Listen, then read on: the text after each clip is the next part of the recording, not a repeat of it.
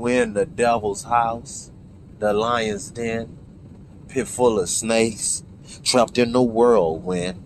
And that's me world spin in hell's kitchen with hell's angels facing constant danger.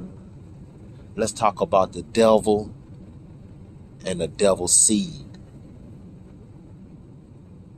We're going to get straight into it and look at depictions of how they have the devil looking. I have a couple photos of the devil being depicted as a hairy, half human-like creature with horns and goat legs. But today, I want to put emphasis on the hair of this devil. Why is this devil depicted as a hairy, ape-like man? Maybe they're trying to tell us something, trying to tell us some truth. And I'm here to dig and see how much truth we can find in the process of digging. Can you dig it? Now, we're going to take this back to Samaria, ancient Samaria. They have some texts, and these are the oldest written texts according to the historians. So these stories are older and predate the Bible, but they have similar stories to the Bible.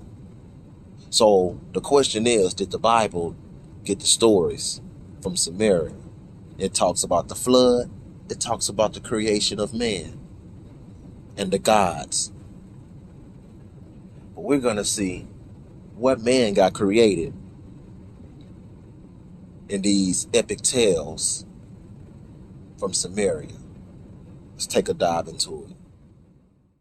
In 1849, in the ancient city of Nineveh in northern Iraq, archaeologists sifted through dusty remains, hoping to find records to prove that Bible stories were true. What they found instead was one of the oldest libraries in the world. Inscribed on crumbling clay tablets was a 4,000-year-old story, so riveting, the first person to translate it started stripping from excitement. Called the Epic of Gilgamesh, the story starts with Gilgamesh, king of the city of Uruk, crashing every wedding and sleeping with the bride before she has a chance to sleep with her husband. To tame Gilgamesh, the goddess Aruru created a rival called Enkidu. Enkidu lived beyond the walls of the city, where chaos reigned and wild animals, invaders, and evil spirits prowled. After a priestess of the goddess Ishtar seduced Enkidu,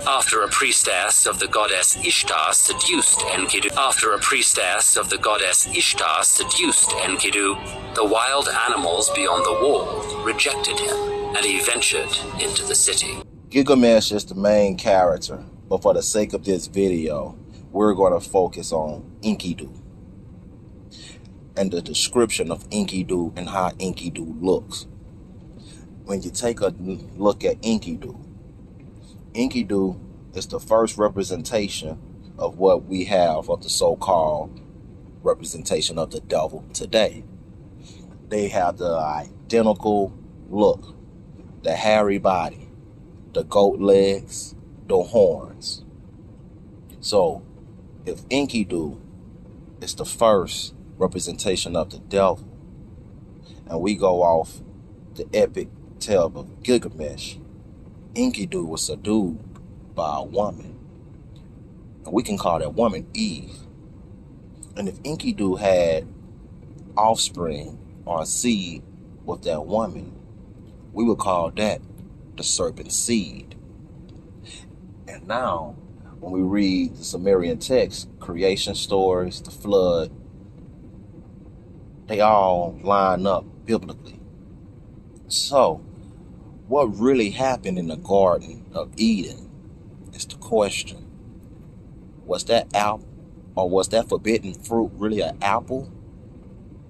Or was that forbidden fruit DNA that wasn't supposed to be intermingled? when we take a look at Adam and Eve, Cain and Abel, Cain is not Adam's son. So if Cain is not Adam's son, whose son is Cain? Who's the father of Cain? That's what we'll call the devil.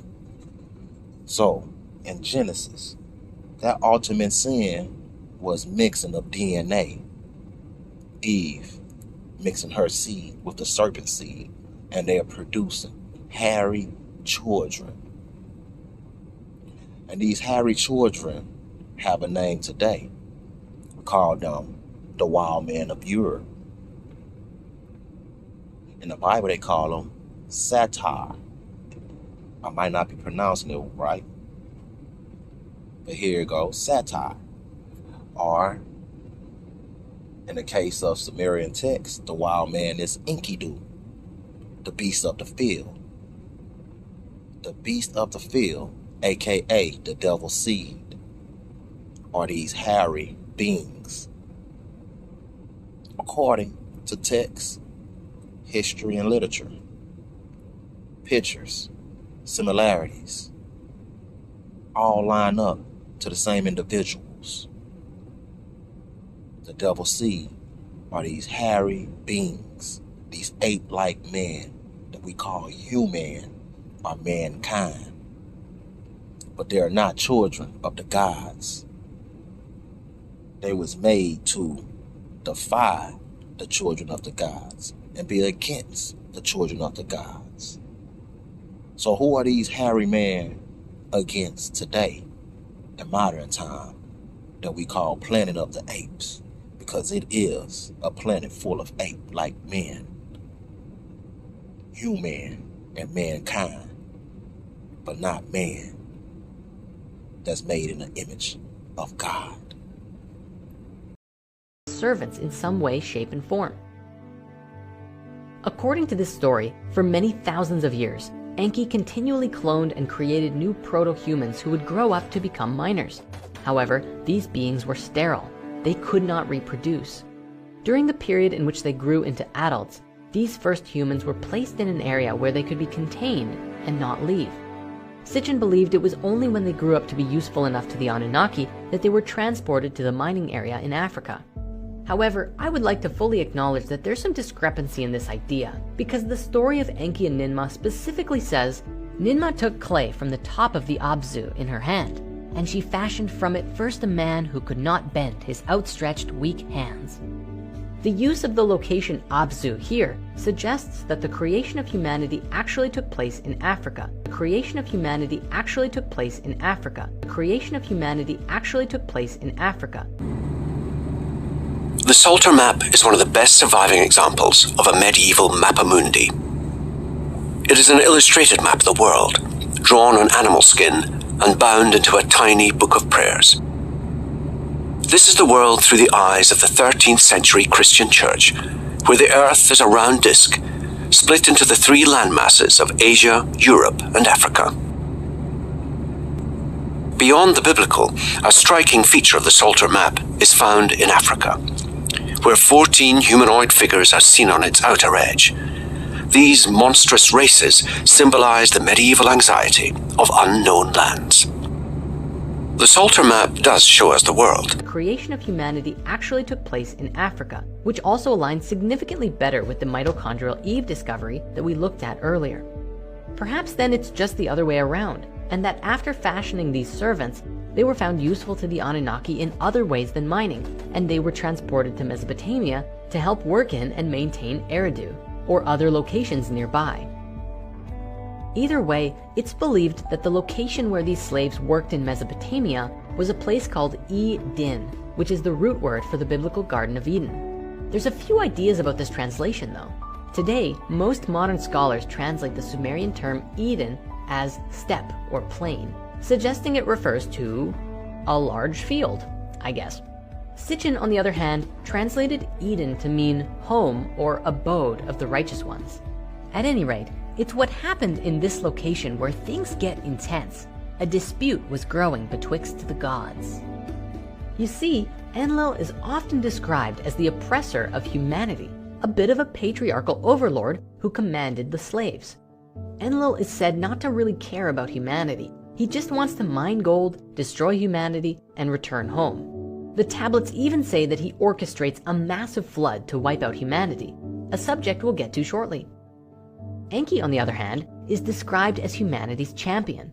Enki cares about humanity and sees them like his children. And while they've been producing all of these sterile slave humans to mine gold and till the fields and all of that, in secret, he has been continually refining and developing the human genome to produce the perfect human, one who is capable of reproduction and living as its own sovereign species. The stories say that Enki finally discovers the perfect genetic pairing and that a real human is achieved.